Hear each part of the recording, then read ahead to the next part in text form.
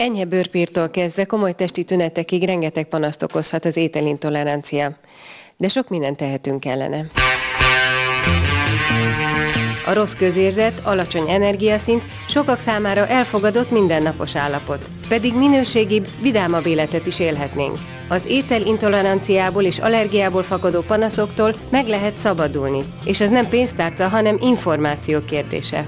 Milyen torta ez? Ez egy olyan torta, amiben nincs se liszt, se tejtermék, se élesztő, se tojás, viszont nagyon finom.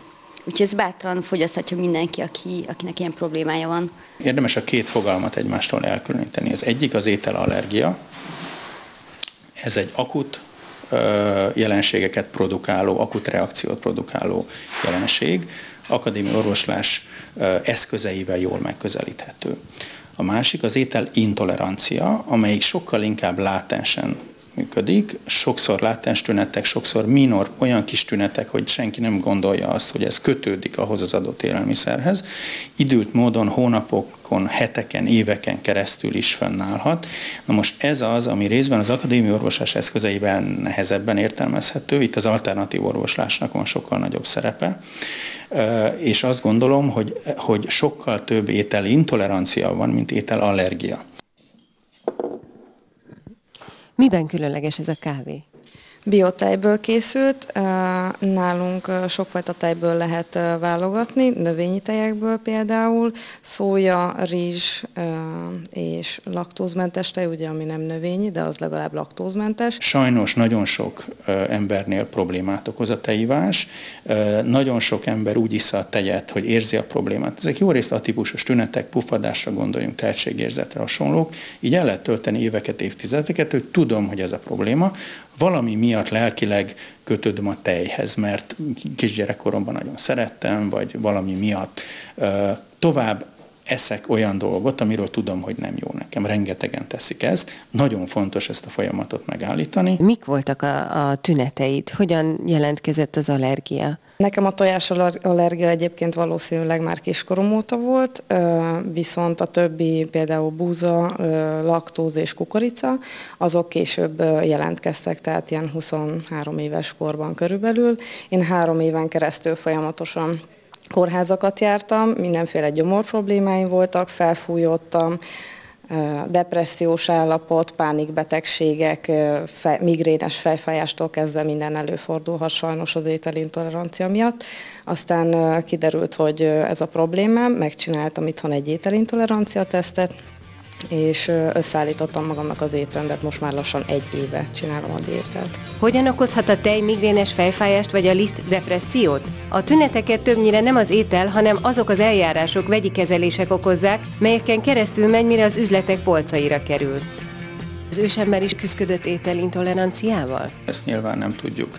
Valószínű, hogy az ősember sokkal inkább rá volt kényszerítve arra, hogy a számára elérhető, a környezetben felelhető élelmiszereket vagy táplálékokat fogyassza, valószínűleg nem nagyon válogatott. A kérdés az az, hogy miből tudott válogatni, vagy tudott volna válogatni.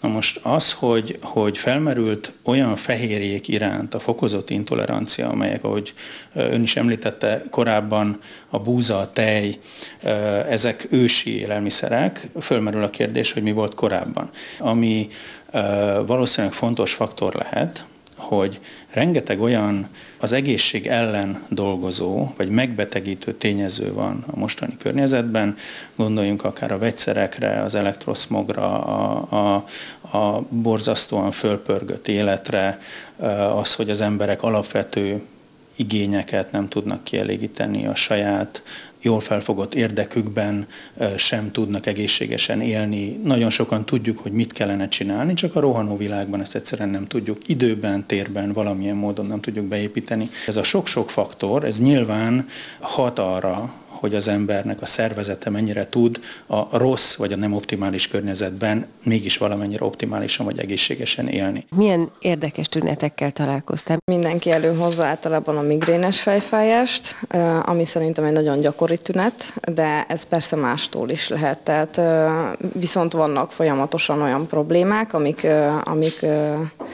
amikkel az emberek küzdenek nap, mint például a hasmenés, hányás, ez folyamatos tünete az ételintoleranciának. Én napi 8 óránál tovább energetikailag egyszerűen nem bírtam. Jó visszajelző az mindenképpen az emésztés, hogy esetleg nekem begyorsult, nagyon jól visszajelz még a bőr, szinte azonnal, hogy amikor úgy, és ez egyébként 2-3 hetek alatt, amikor valami teszik az ember, akkor azonnal hát ez a pattanások, vagy bármilyen, vagy a bőrén érzi az ember, hogy nem az a ruganyosság, nem az a frissesség van benne, azonnal próbálja ki valamilyen szempontból a szervezet ezeket a nem oda tetsző, vagy nem oda illő anyagokat kidolgozni. Először is meg kell győződni arról, a klasszikus akadémiai orvosi módszerekkel, hogy van-e olyan betegség a háttérben, ami akadémiai orvosi ellátást igényel. Ha világosak ezek a diagnózisok, világos a helyzet, akkor érdemes megnézni, hogy van-e olyan lehetőség konzervatív eszközökkel, életmódra gondolok, táplálkozás és így tovább, amivel javítható ez az állapot.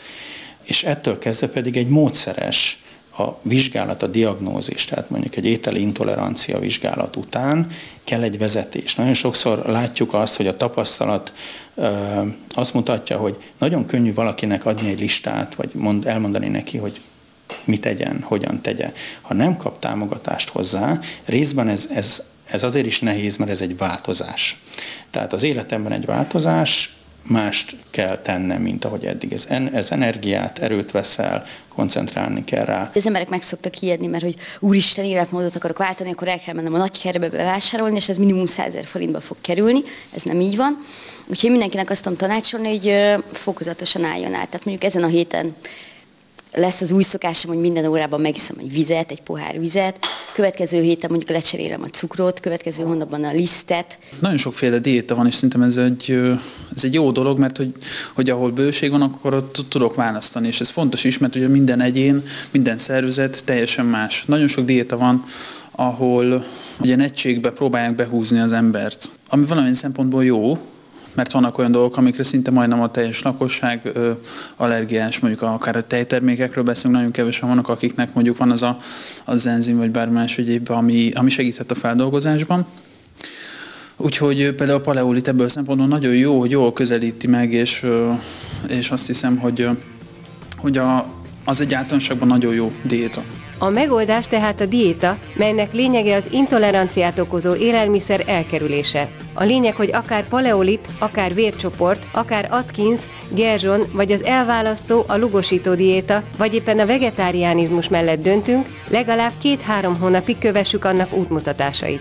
Hogy honnan veszi észre az ember egyébként, hogy melyik diéta működik, szerintem ez egy nagyon fontos kérdés. Ugye a szervezet az egy nagyon tökéletesen működő dolog, mert ő azonnal visszajelez neked, amikor valamit kipróbálsz, hogy az jó-e vagy sem. Nem szabad azért azt hinni, hogy ez egy hét alatt majd mekkora változások lesznek, kell neki hagyni egy időt. A legnagyobb gond ma az embereknél talán az, hogy nincs kitartás. Megpróbálj egy hétig, és jaj, nekem ez nem működik.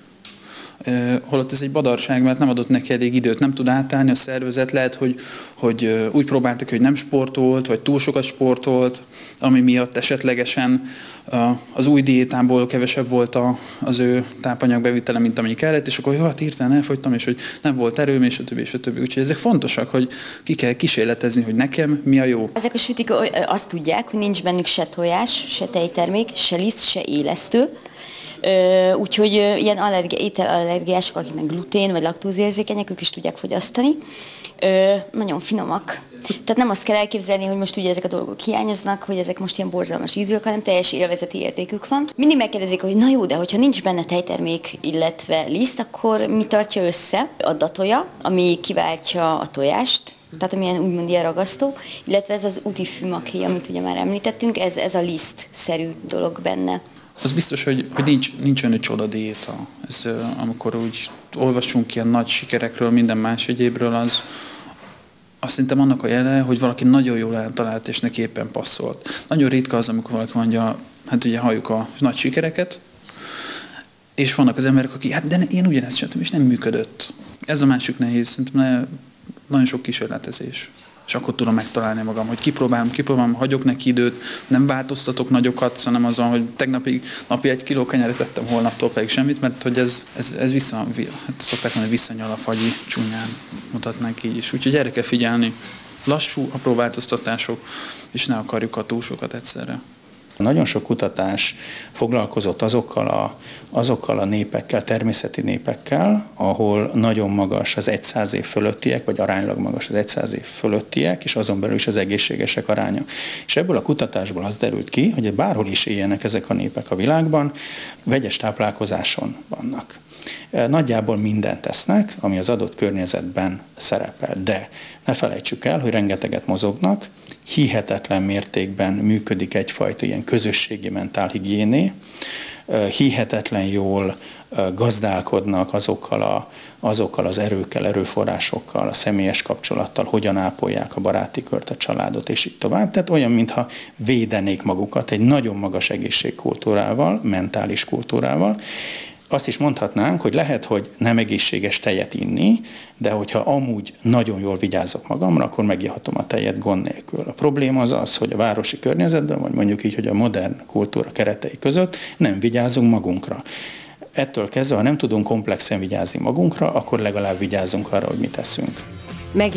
Megéri változtatni, mert az egészségesebb étrend lényege nem csupán az, hogy minőségi ételt fogyasszunk, hanem az is, hogy abból kevesebbet. Mindezt újabb anyagi ráfordítások helyett átcsoportosítással. Hiszen a puffadásgátlóra, savlekötőre, vitaminra és étrendkiegészítőkre, vagy édességre, nasira elköltött pénzünket sokkal jobb helyre is tehetjük egy jókedvűbb, hosszabb élet reményében.